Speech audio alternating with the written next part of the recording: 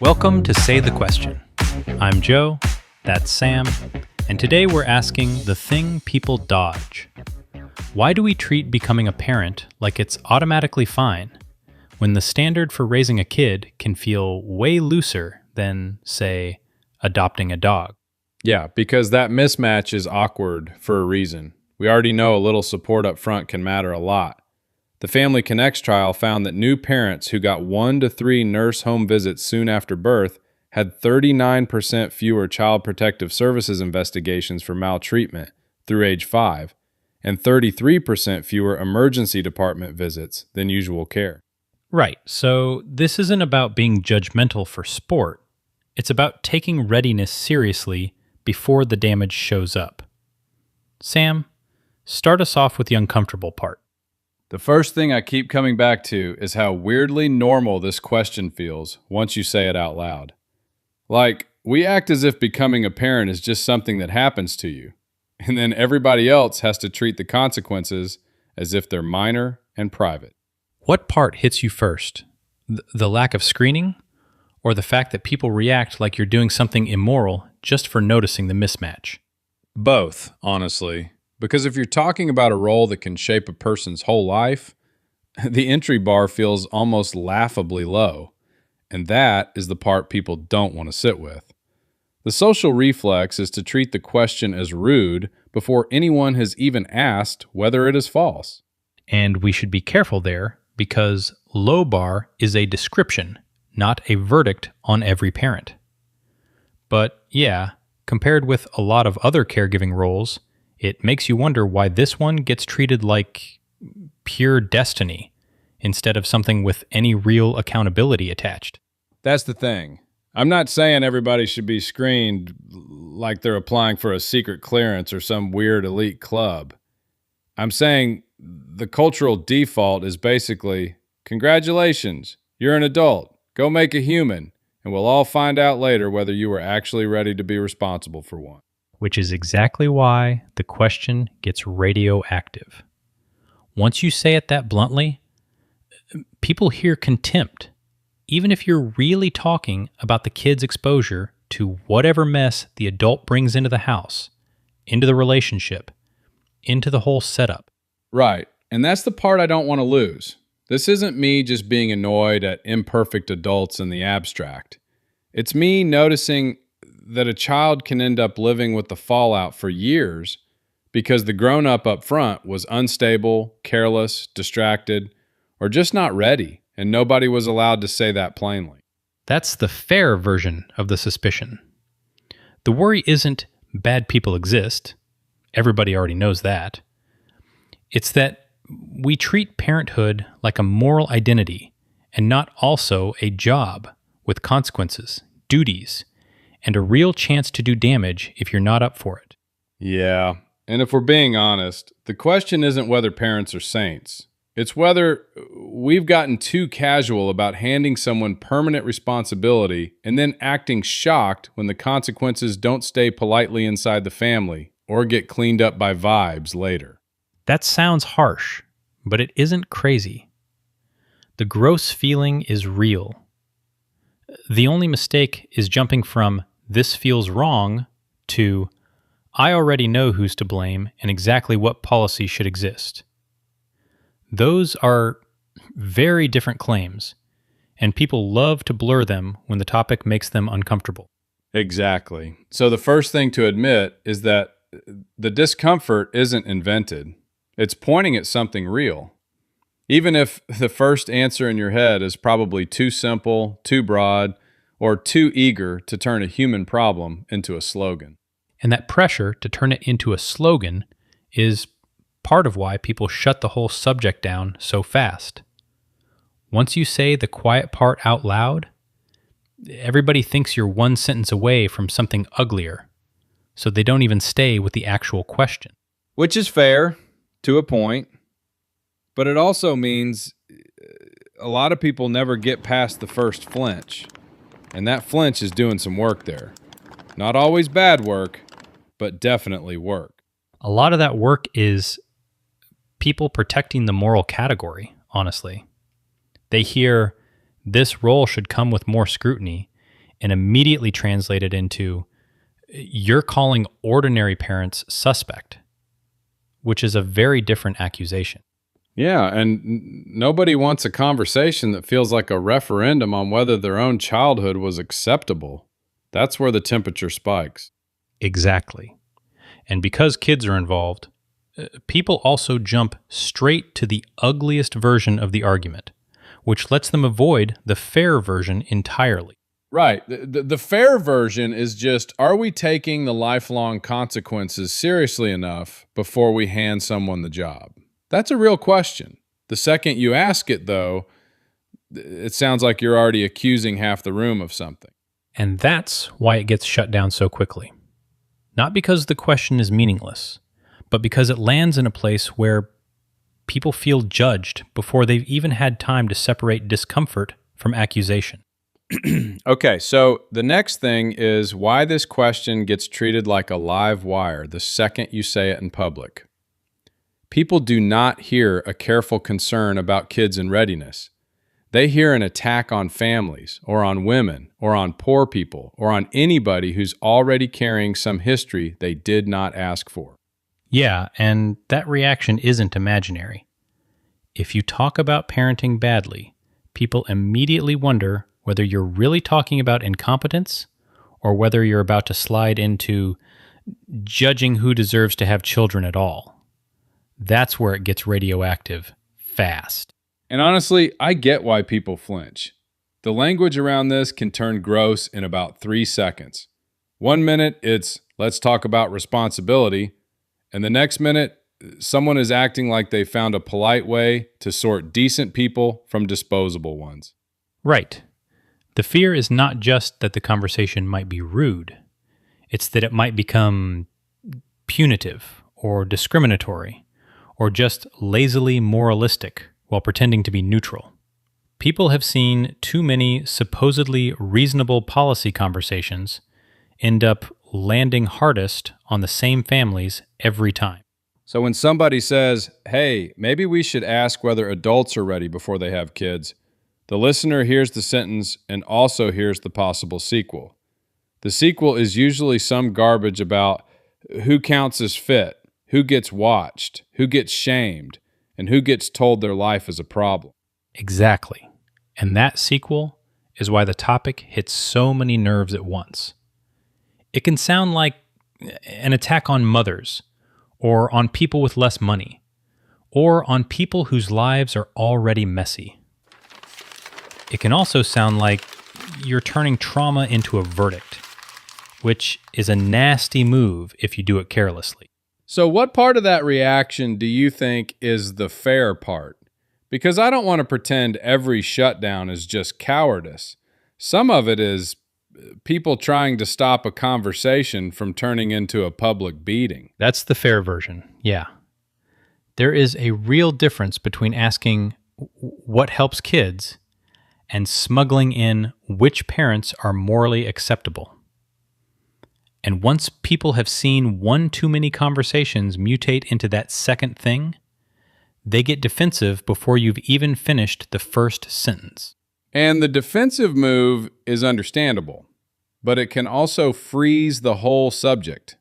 Then nobody is allowed to say the obvious thing, which is that taboos can block cruelty and still block honesty at the same time. It's not automatically noble just because it keeps the loudest idiots from talking. Right. Taboo is doing two jobs at once. On one side, it's trying to keep the conversation from turning into a weapon against vulnerable people. On the other, it's making it harder to talk honestly about risk, preparation, and the fact that kids are the ones who live with the consequences long after everybody else feels done arguing. Which is why I keep coming back to the same thing. Not every uncomfortable question is fair, but not every shutdown is wisdom either. Sometimes it's just people refusing to let the topic get specific enough to be useful. Yeah, and that leaves us with the next problem, which is the bad first answer people reach for when they finally do allow themselves to think about it. Because if the first move is either punishment or denial, you're still not answering the question. You're just picking a comforting shortcut. Okay, so now that we've dragged the question out of the taboo fog, the bad first answer is the obvious one. Fine, then make people get a license before they have kids. That's the cleanest sounding fix, which is usually how you know the brain is trying to escape the problem instead of solving it. Right. It sounds serious because it has a gate attached to it. And gates feel like policy. But a gate is not the same thing as making people capable of parenting. And it is definitely not the same thing as protecting a child once that child already exists. And that's the trap. It gives people the emotional satisfaction of saying, see, I'm taking this seriously, without having to deal with the messy part, which is how you decide who gets in, who doesn't, and what happens to the people who fail some made-up test. The minute you ask for the details, the neat little answer starts wobbling. Yeah, and the opposite lazy answer is just as bad. If you even wonder whether someone is ready to parent, you're basically a snob or a fascist. That's not a thoughtful defense of anyone. It's just a way to shut the conversation down before it has to look at anything uncomfortable. Which is why I think people keep talking past each other. One side hears any concern about parenting and imagines someone sneering at poor people, young people, or anyone who had a rough start. The other side hears the pushback and pretends all concern is cruelty. Both of those reactions are too tidy for a problem this ugly. That's the key distinction. Judging intent versus judging capacity. Intent is whether somebody means harm, whether they're abusing a child, whether they're actively doing something wrong. Capacity is whether they have the stability, patience, support, money, time, and basic follow-through to do the job well enough. Those are related, but they are not the same question. So the bad first answer is usually somebody trying to solve two fears at once. The first fear is bad parents can really mess up a kid. The second fear is I do not want to sound like I'm making a class judgment or pretending my own life was morally superior. Then they grab either the license fantasy or the anti-judgment shield and call it a worldview. Yeah, and neither move survives contact with reality. If you only care about sounding humane, you can end up refusing to say anything true. If you only care about control, you can act like a bureaucratic test is the answer to a human problem, when really, the answer usually involves support, constraints, and a lot of ordinary judgment that is never going to be perfect. Okay, but where would you draw the line? At what point does this person may not be ready to parent stay legitimate, and at what point does it turn into a prejudice machine with a respectable haircut? I draw it at whether you're talking about a real child welfare concern or just trying to turn your discomfort into a ranking system. It's fair to ask whether someone has the capacity to care for a kid. It's not fair to treat that as proof of moral failure or as a reason to pretend one neat rule could sort all parents into good and bad with any accuracy. And that's what bugs me about internet versions of this conversation. Every messy family problem gets flattened into one-word fixes. License, fascist, snob. Everybody gets to look decisive, and nobody has to sit with the actual trade-offs. Yeah, the one-word fix is doing emotional labor there. It lets people skip the ugly middle, where you have to ask whether a concern is about a specific child's welfare, a pattern in someone's life, or just a way to sort people into tribes. Right, because judging readiness is not the same as claiming someone is evil. And ignoring readiness because you hate sounding judgmental is its own dodge. Kids do not care whether the adult around them had pure motives. They care whether the adult can actually handle the job. Exactly. So the useful question isn't whether parenting should be licensed or whether concern is automatically elitist. It's which concerns are legitimate, which are just status games, and what would catch the real failures early without pretending a slogan can do the whole job. Okay, but before we get lost in the permission fantasy, I think there are really two decent ways to read this. One says, society is weirdly casual about parent readiness, and the bill comes due on the kid. The other says, broad access has to stay broad because once you start acting like somebody can be sorted cleanly into fit and unfit, you open a mess you can't neatly undo. Yeah, and both of those reactions are emotionally understandable. The first one is basically, why are we so relaxed about something this serious? The second is, careful, because the state and the culture are terrible at deciding who gets to count as acceptable. Those are not the same point, and if we blur them together, we get stupid fast. Right. My version is not build a parent license office and let some smug committee stamp people approved. It's more basic than that. If you're going to hand someone a lifelong, high-stakes job that shapes another human being, then expectation setting should be much more serious than it is now. We act like wanting a child is the main qualification, and that feels like a very expensive assumption. And my version is not, don't talk about competence because that would hurt feelings. It's that the minute you try to turn readiness into a gate, you have to decide who is doing the judging and what counts as ready. That is where broad principles get ugly, because the test either becomes too shallow to matter or too subjective to trust. And if the standard is really just looks stable enough to me, then congrats.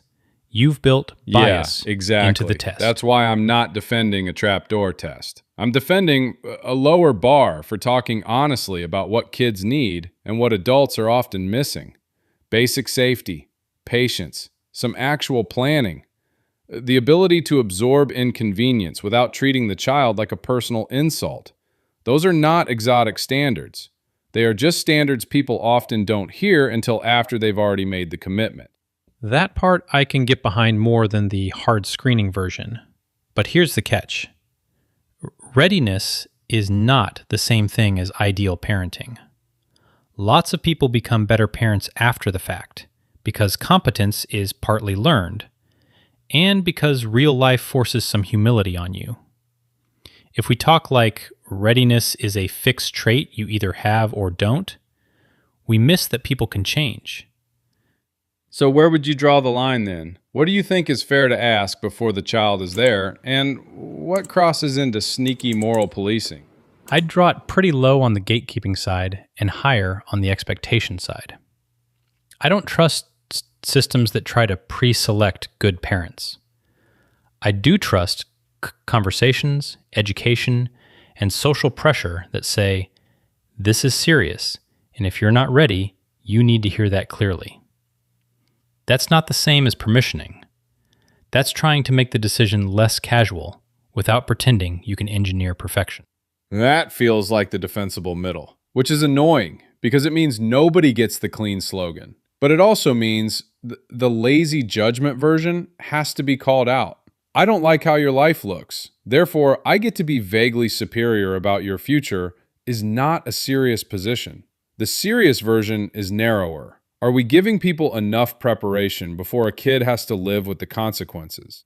And the annoying answer is that even that serious version doesn't automatically justify a stricter gate. It might justify better coaching, better warning, better support, maybe better honesty about what parenting actually demands. But once you move from concern to control, the burden of proof gets heavier. The next question is whether any screening or readiness push actually improves outcomes, or whether it just makes people feel like they've done something. Okay, let's stop arguing from gut feeling for a minute and look at what the real world actually does. Because if society is perfectly happy to let anybody become a parent with basically no check, but still makes people jump through hoops to foster or adopt. That comparison is not just annoying, it's informative. So, what does the screening side actually look like, and what are those systems actually trying to catch? One concrete example is North Carolina. Families there have to go through a pre-placement assessment before foster or adoptive placement, and the state treats foster home studies and adoption pre-placement assessments as different things, not one generic form with nicer branding. The assessment can look at mental and general health, parenting experience, financial information, home and community resources, and a criminal background check on all adults in the home. Right. So, for a child who is already here and needs a safe placement, we're suddenly very interested in whether the adults can breathe, pay rent, and not have a criminal record. But for biological parenthood, the default is basically, congratulations, good luck, please don't be weird. That mismatch is doing a lot of work. Yeah, but the reason for the mismatch matters. Foster and adoptive placement are trying to reduce obvious placement risk before a child moves in. Ordinary parenthood isn't a licensing system, so there isn't a formal gatekeeping moment in the same way. That doesn't make the no screening setup morally elegant. It just means the comparison has to be honest about the different institutional jobs. Fine. So what do we know about the actual risk side? Not the philosophy.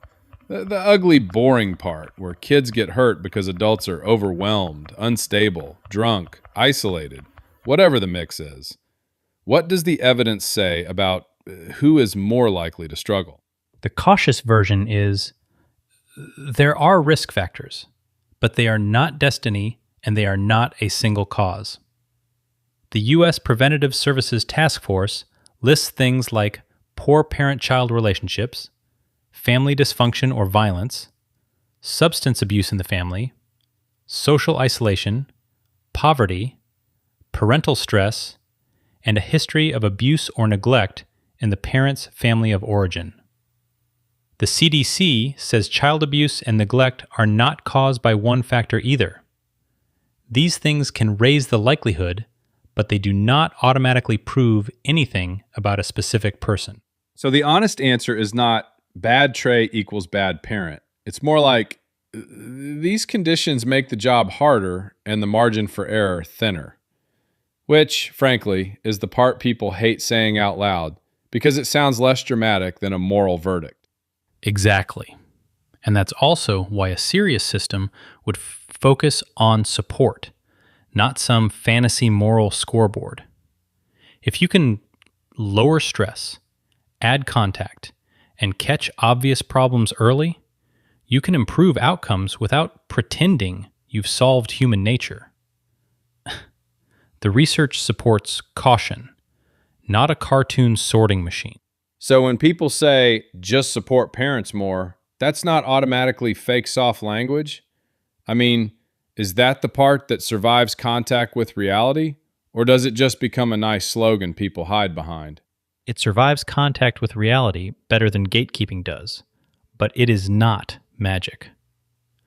One good example is the NICHD summary of the Family Connects trial. New parents who got 1 to 3 nurse home visits soon after birth had 39% fewer Child Protective Services investigations for maltreatment through age 5, and 33% fewer emergency department visits than families who got usual newborn services. Those visits weren't about policing people. They included infant care education and screening for things like parental mental health, social support, and substance use. That's the annoying part, honestly. The system seems way more willing to tolerate known risk and then patch things afterward than to build a serious readiness floor before the damage starts. I'm not saying the answer is a parental DMV. I am saying we already know how to notice trouble, and we often choose not to use that knowledge very aggressively. And if you want another concrete example, safe care is basically support with a very specific target.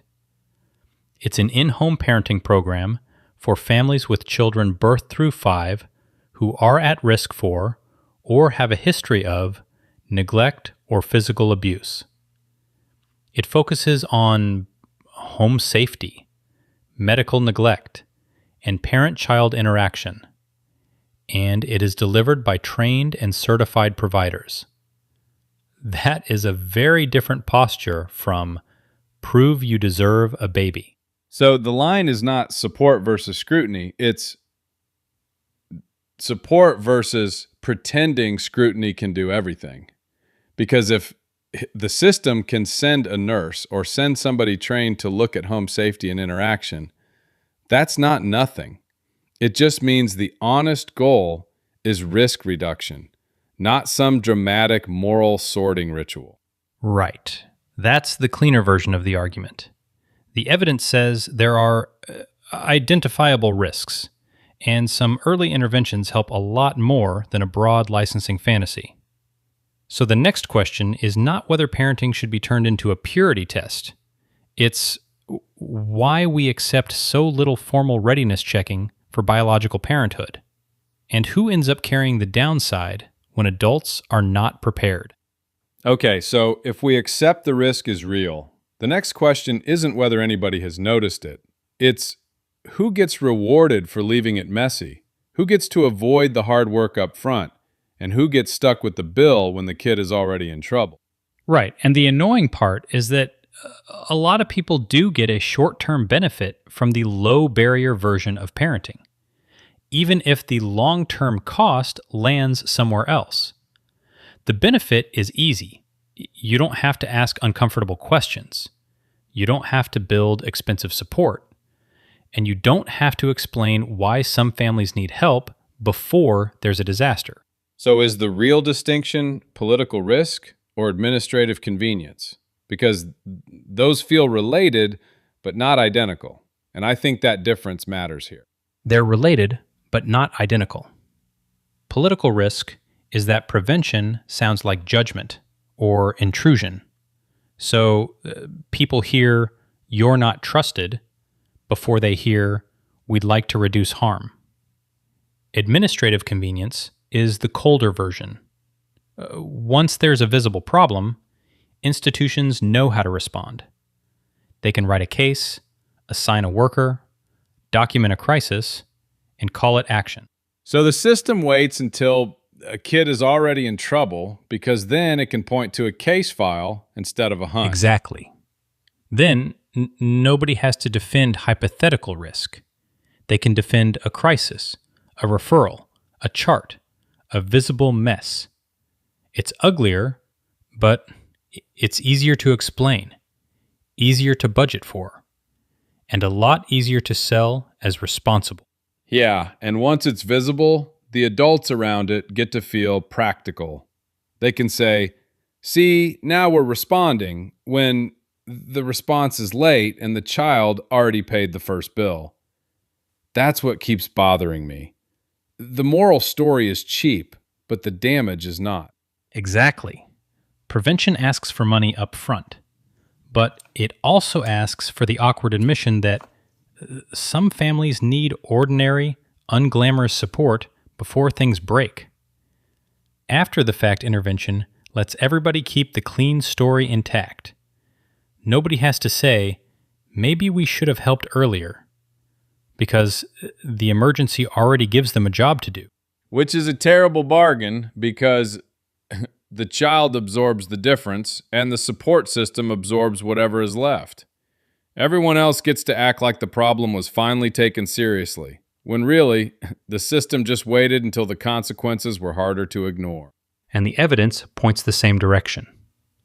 The NICHD summary on brief nurse home visits found fewer Child Protective Services investigations and fewer emergency department visits over the first 5 years of life. That doesn't magically solve everything, and it doesn't mean every program works the same way. But it does show that early voluntary support can reduce later harm instead of just cleaning it up after the fact. So the system already knows some early help is worth doing. It just doesn't love what that implies.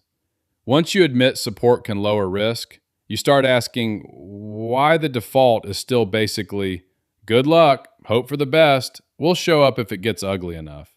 Yeah, and even where prevention machinery exists, like the Title IV-E Prevention Services Review and funding structure, it still isn't the same as making readiness the default.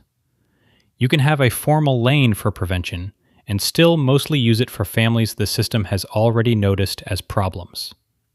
That matters because it means the policy isn't just missing the idea, it's choosing when to make that idea available. Which means the people most likely to get help are the ones who already fell through the floor. Everybody else gets to call the setup respectful because hands off sounds kinder than admitting we just don't want to do the harder, earlier work. And maybe that's the whole dodge. Not that nobody sees the risk, but that seeing it clearly would force somebody to pay sooner. Right, and that's the incentives trap. Hands off feels respectful, nobody wants to look punitive, and the cost of being wrong gets pushed onto the child and the under-resourced support system later. So the status quo survives by making prevention look politically risky and reaction look responsible, even when the cleaner answer is obvious enough to make everybody a little uncomfortable. Okay, so we've already said prevention isn't some evil fantasy. The next question is where the line actually is. Because once you start talking about bad parents, people either get weirdly soft or they get creepy fast. Yeah, and that's the right place to slow down. Concern is fair when it's tied to something concrete. A child who looks harmed, a pattern you actually witnessed, a situation where you have a real role. Once it turns into casual suspicion about strangers, you're no longer protecting anybody. You're just collecting opinions. So where would you draw the line then? Because I don't want the answer to be, well, if you're uncomfortable, say nothing. That feels like the polite way to ignore problems until they get worse. The line is not silence, it's responsibility. If you're a neighbor, a teacher, a relative, or a professional with an actual duty, you respond to what you know and what you saw. You don't invent a story from one messy moment, but you also don't hide behind manners if there's a real safety issue. That's the distinction people keep ruining. They hear be careful and translate it into never judge anything. Or they hear one bad anecdote and suddenly they're doing social triage on everybody in the building. Exactly. A dirty house, a stressed parent, a kid acting out, any of that can mean neglect. But it can also mean money problems, burnout, illness, or just a bad week. If you jump straight from visible mess to moral verdict, you're usually importing your own class assumptions into the judgment. And class bias cuts both ways. People with the right accent, the right neighborhood, the right school district get treated as having a rough patch. Somebody else gets the same mess and suddenly it's, wow, what kind of parent are you? Right, and that's why the critique has to stay on behavior and risk, not on the family as a type of person. If you move from this looks unsafe to these people are trash, you've stopped doing child welfare and started doing status policing. And online, that gets especially gross because people confuse witnessing a mess with having a right to intervene in every possible way. Sometimes the only useful move is to shut up or quietly pass the concern to someone who actually has standing. Yeah, there's a difference between private frustration, public gossip, and actual intervention. Private frustration is just you being annoyed. Public gossip is you turning a family into a topic.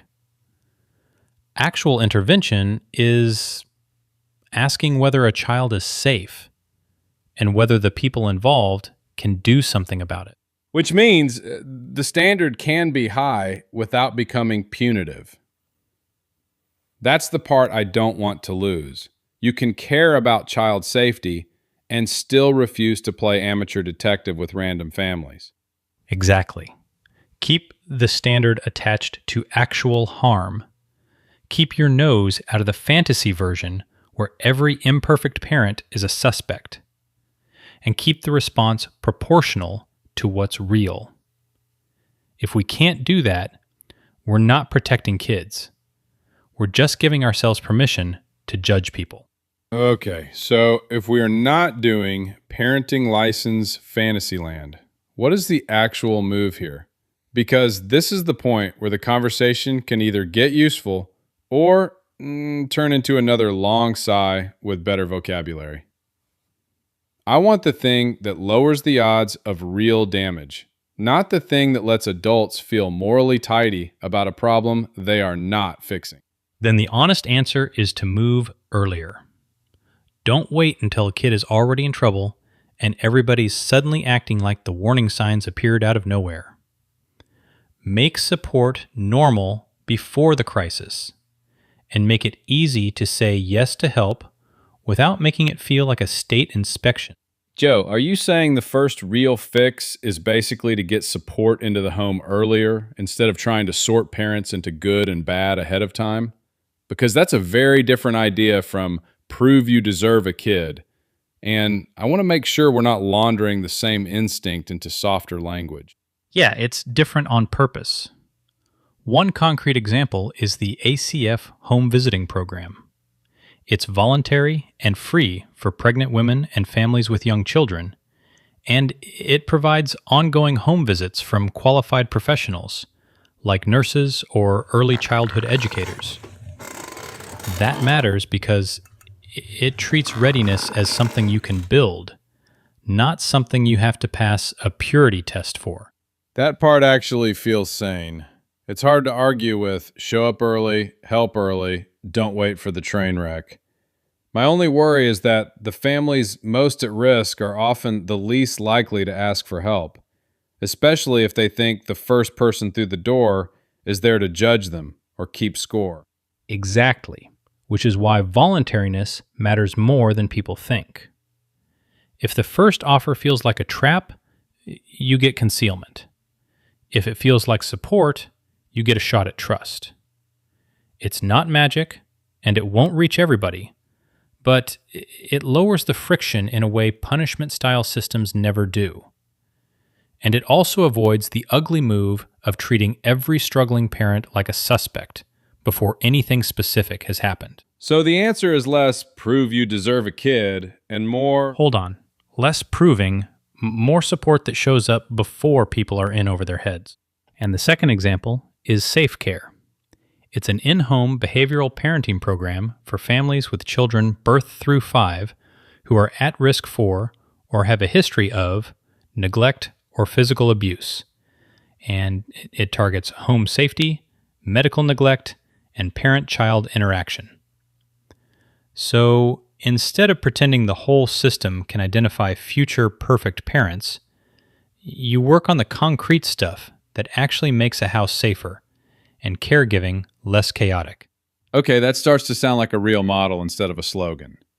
You do early voluntary support, you do targeted in-home help when the risk is already visible, and you keep the whole thing from becoming a moral tribunal. But where does that live in the real world? Pediatric offices, prenatal care, community programs, some mix of that? And how do you keep it from turning into surveillance with nicer branding? Some mix of access points makes the most sense, as long as the message is help first and paperwork second. The minute you make it look like a file being opened on somebody, people back away, and then you've lost the whole point. And there's a limit here too. A lot of prevention work points toward home visitation and early support, but the evidence doesn't hand us one universal fix that magically covers every family and every risk. Right. So the useful version is not we solve bad parents. It's we made the first real response earlier and less dramatic. That's boring, but boring is usually what working looks like. If that's the lane, then The next question is which part people would actually pay for first: the support, the referrals, or just making it socially normal to ask before everything is on fire. Okay, but before we pretend this is a neat moral ending, I think the actual answer is pretty plain. Yes, society is too casual about how much damage bad parenting can do. And no, the fix is not to turn parenthood into some sleek screening process and call it humane. Right. That split matters. The concern is real, but once people jump to a gatekeeping fantasy, they stop talking about the thing that actually reduces harm and start talking like a form could solve a human problem. And that fantasy is always so tidy. Somebody hears, "We have a serious problem," and immediately wants a magic checkpoint. Test people, sort them, stamp them approved or not, and then act like the mess is gone. It sounds decisive because it skips the ugly part, which is helping before things fall apart. Exactly. The ugly part is also the useful part. Readiness is not one switch, and a gate would miss a lot of people you would actually worry about, while also catching plenty of people who are just stressed, isolated, or under-resourced. So the honest answer is not everybody's fine, and it's not half the population should be denied. It's that child safety matters too much to leave to vibes. But the problem is too messy to pretend one rule can catch the whole thing. Yeah, and that is where the useful version of the argument starts. You can be suspicious of risk without pretending risk lines up cleanly with a test. The stronger conclusion is better support, earlier help, and less shame around saying, "I need backup," before a manageable problem turns into a permanent one. That part is weirdly hard to say out loud because the conversation gets sacred fast. We talk about parenthood like once the baby exists, everybody else has to get reverent, even if the kid is the one absorbing the consequences of an adult not being ready. Sure, but the line matters. You're not saying parents are villains. You're saying the public script gives them too much moral insulation. Those are not the same claim, and if you blur them together, people stop hearing the part about the kid. No, that's exactly the line I want. The point is not parents are trash. The point is kids should not have to absorb preventable damage because adults are pretending readiness is automatic. That keeps the concern sharp without turning it into a moral smear. And it keeps the policy answer from getting theatrical. If you stay honest about what you know and what you don't, the fix becomes boring in the best way. Make support easy to reach, make early help normal, and make it less humiliating to ask before things harden. Joe, am I overstating it when I say the public shame around asking for help is almost part of the damage? Because it feels like people wait until everything is on fire just to avoid looking incompetent. No, I think that's fair. Shame is a terrible preventive program.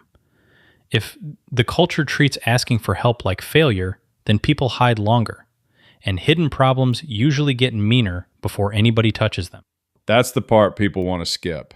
They want the policy that deletes the problem, not the one that just makes fewer kids get flattened by it. But if we can lower the damage earlier and more often, that's not nothing. Right. And the unglamorous stuff is the stuff that actually moves the needle here. Prenatal care, home visits, referrals, childcare, basic support.